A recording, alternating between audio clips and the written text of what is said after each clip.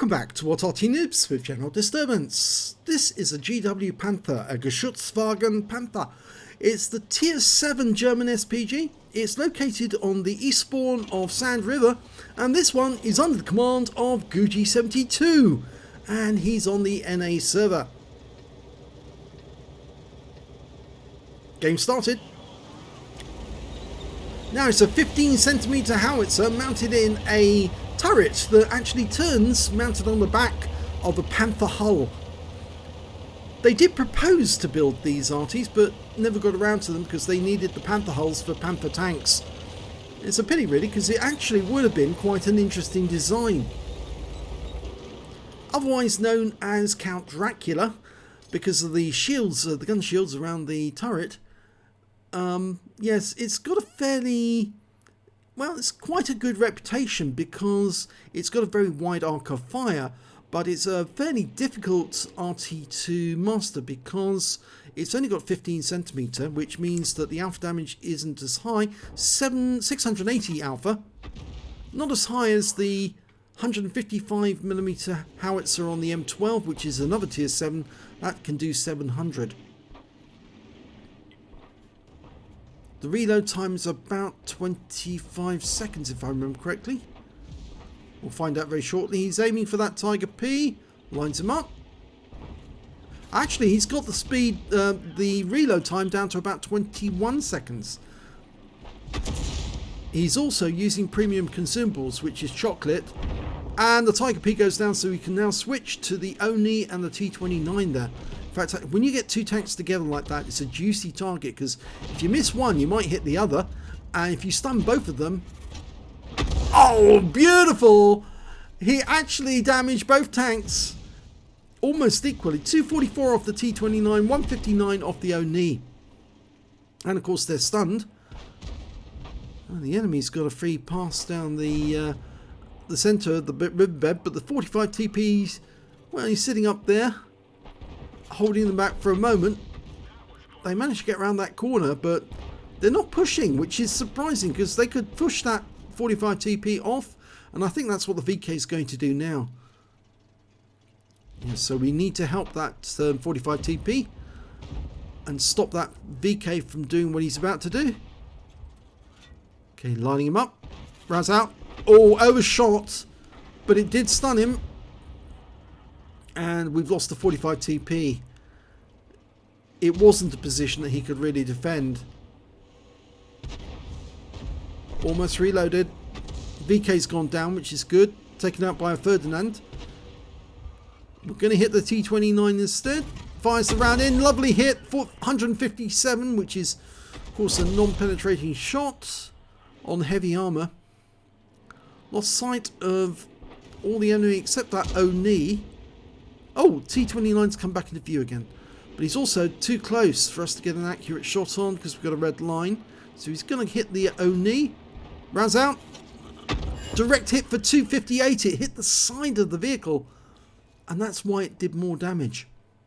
T29 is side onto us now, but we're still going after the Black Prince.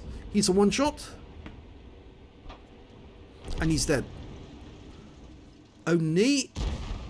Get close to the edge of that cliff. Oh, he's falling off. Can we make him fall off altogether? No, he's dead. So that saved Guji around. Now, can he finish off that T29? No. Long range shot on the Scorpion G. He's turning as if he's going to move. Rounds out. Long range shot. Hits the target. No explosions, so we know he hit the target smack on. The other Scorpion G's come out of the hilltop. There's only 3 enemies left. It's they've dealt with the T29. There's an EBR fairly close.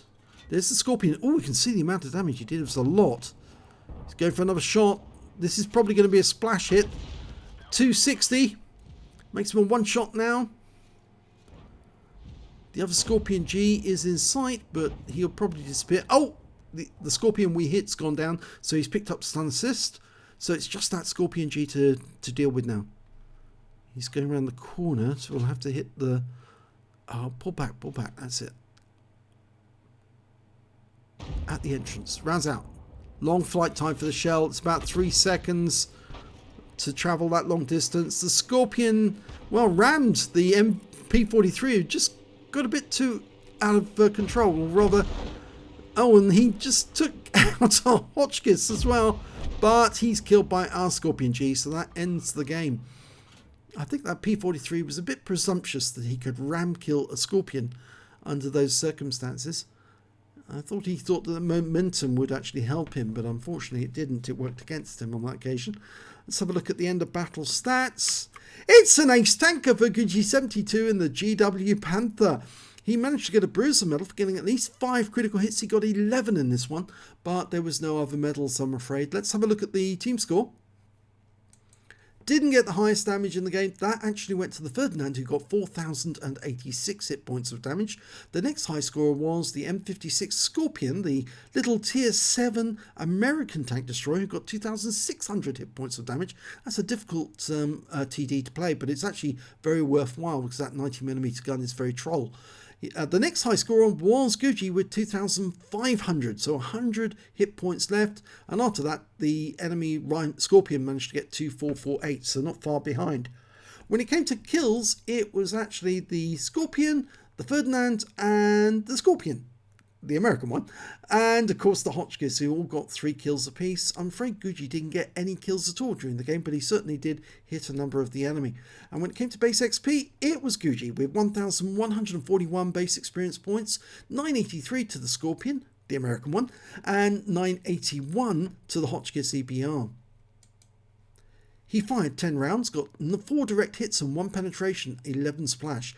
Damage of 2,500 hit points, all of it done at more than 300 meters. He damaged 5 of the enemy, didn't get any kills, but he did get 2,552 hit points of stun assist of 12 stuns, and I think that's how he managed to get such a high base XP, because he did so much stunning. On a free-to-play account, he earned 39,429 credits, and after ammunition resupply, took away 28,229 credits. He received base XP of 1,141, times 4 for the first victory, took away 4,564 experience points altogether. So I can't fault his play there. He was doing exactly what he's supposed to do, and it's just a pity that he didn't end up getting another medal, something like a Confederate, which would have been quite nice, but on this occasion it wasn't to be, and I suspect that may be that somebody else managed to get a Confederate and take it away from him. Let's have a look and see if anybody actually did get a Confederate. No, nobody else actually. No, surprising, but there you go. Doesn't happen every time. If you enjoyed that replay, please give this video a like and do subscribe to our channel, please, and thank you for watching.